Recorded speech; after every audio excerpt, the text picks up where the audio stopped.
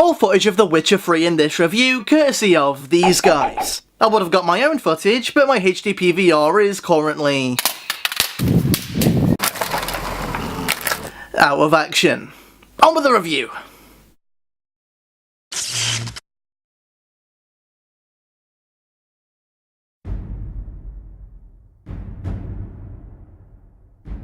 The Witcher 3 Wild Hunt. Here's a game that's a sequel to a game I've never played. Always wanted to, but never have. It's kind of a running theme for me. So I can't exactly say I was all that interested in The Witcher 3. Or at least that is until I saw the trailer at E3.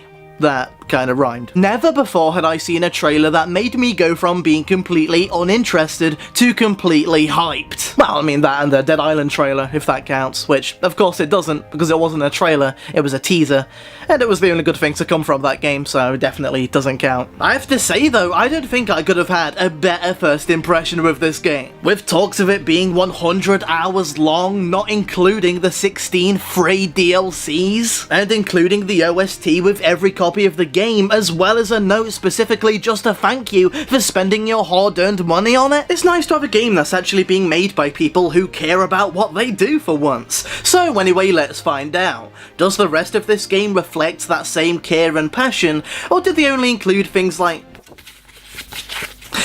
this in the package to distract you and make you forget about how problematic the game itself really is? There's only one way to find out. Let's get into The Witcher 3 Wild Hunt. I feel like I ought to preface this review by saying that my thoughts on this game will only be based on the first 16 to 20 hours of progress. The reason for this is because, as I was saying, the game is pretty bloody massive, and I have to balance between playing a fair amount of the game and getting this review out as soon as possible. And let's be honest here, this review took long enough as it is. The story of The Witcher 3 centers around Geralt of Rivia, who is on a quest to find his daughter in spirit Ciri, as she's being hunted down by the mythical Wild Hunt, as well as searching for his long-lost love Yennefer. Or at least that's as far as I know, because like I said, the game is massive. I'll just do what I always do and pretend I know more of the story, but won't actually say what the story is by saying that I won't spoil it, just to cover my bases. Of course, that's an insanely broad generalization of it, as this is a summary of around 12 hours of story, but it's definitely pretty compelling so far. Talking to people, fighting people, helping people in exchange for information, traveling to new parts of the map in search for Ciri, it's pretty expansive. And on top of that, there are an overwhelming amount of side quests in this game, which is definitely a good thing, as I've always wished the Fallout games had more of those. And from what I've played, none of them have been cobbled together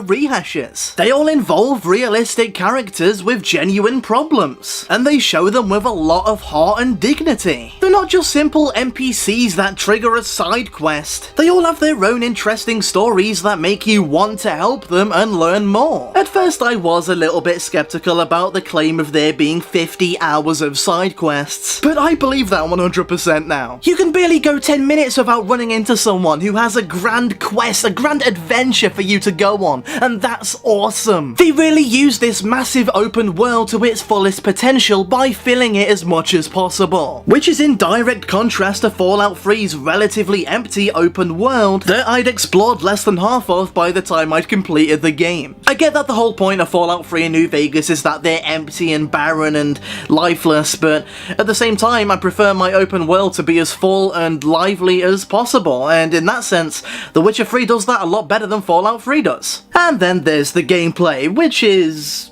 mostly good. There are a lot of things to do in this game, to the point where the variety can get almost intimidating. Like I said, you can either go for the main story or complete side quests, but that's just scratching the surface of what you can do. You can save villagers from bad guys, accept contracts and take down huge monsters, compete in races, play a card game called Gwent. CD Projekt Red really went out of their way to make the Northern Kingdoms feel alive and full of things to do. They did a really fantastic job. On top of that, you can use a variety of spells to take down opponents, as well as use a buttload of different weapons, all of which can either be upgraded with mutagens or dismantled for parts. And you also have an enemy encyclopedia as well, so you can study every enemy type and find out which items and spells they're weak against. The more I played The Witcher 3, the more it seemed to expand with new mechanics and things to do. Although I will say, the combat isn't perfect. In fact, it can be pretty frustrating at times. There's a lot of points in this game where you'll be completely outnumbered, and with a combat system that feels like it was made for one-on-one combat,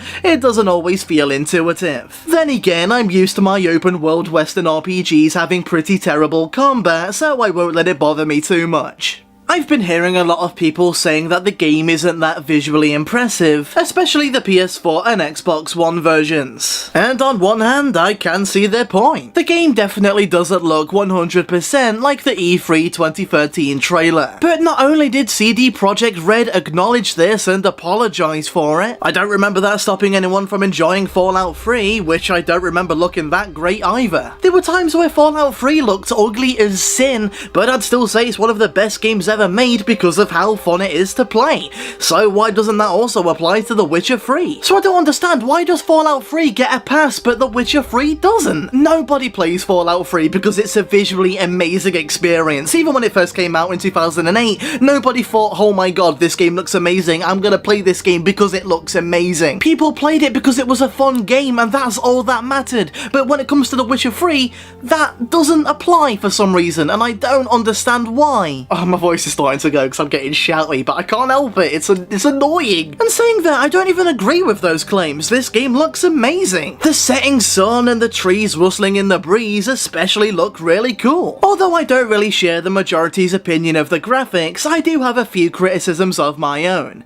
Other than the sometimes clunky controls, I mean. For one, there was quite a lot of lag and slowdown in the cutscenes. On top of that, I didn't really like Gwen. I know everyone else loves it, but I just couldn't get the hang of it. Just like Caravan in New Vegas, or Poker in Red Dead Redemption, or really any kind of card game in general, I just couldn't be bothered with it. I mean, I've given it a good chance, I've tried reading the rules and playing it over and over again, but I'm not getting it. It isn't going in. I'm an idiot. That, and I honestly found Geralt to be pretty boring as a character. It isn't like he's a blank slate or anything, he does have a sense of humour and a defined backstory and whatever, but a lot of the time he just felt like a stern voice with a gruff face.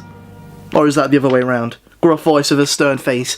I got it the wrong way around. Which is something I've seen way too much of in the last few years. I'm way too cool to care about anything. You can tell by my expression that I'm bored by most things because I'm too cool to care about things, despite having a backstory that is really tragic and grim. Yeah, you get the gist. I know everyone loves Geralt, so I know I'm gonna get a lot of hate for saying that, but what can I say? I didn't get anything from his personality. Maybe if I played Witcher 1 and 2, I might have cared about him a bit more, but with just this game alone, I didn't really get anything from him other than, you know, I don't care about anything. Yeah, that. Overall, The Witcher 3 is pretty good. It's a game that has quite a few noticeable flaws with the combat, visual glitches, buggy gameplay. Combat, the boring card game, the combat. Maybe a little bit too much depth where there didn't need to be and just makes things overly complex and awkward like the combat. But yeah, I couldn't put it down. There's something about completing side quest after side quest and leveling up and making monumental story choices and meeting new people that felt really cool. Do I rate it as highly as Fallout? Nah, not really, but that's just down to personal preference. Personally, I've always been more of a shooty guy than a swordy, magic-y combat guy. I've seen a lot of people say that this is one of the best RPGs ever developed, and I can't really say that they're wrong. With a huge open world, many places to see, and monsters to slay, The Witcher 3 is a game that'll have you hooked. Or at least until Fallout 4 comes out anyway.